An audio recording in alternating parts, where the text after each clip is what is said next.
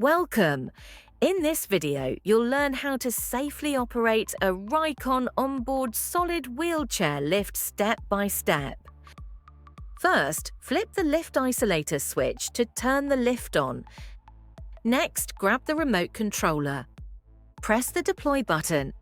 You'll see the platform unfold outward from the vehicle and align with the floor level. Next, press and hold the down button. The lift will begin to lower slowly and smoothly toward the ground. Carefully push the wheelchair onto the platform. Once in place, fasten the lift seat belt.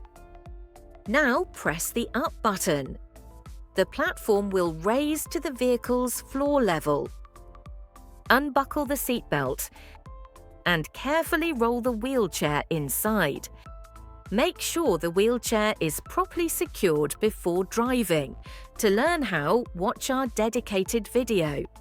Click the link in the description. After that, press the stow button. The lift will fold up and lock back into place.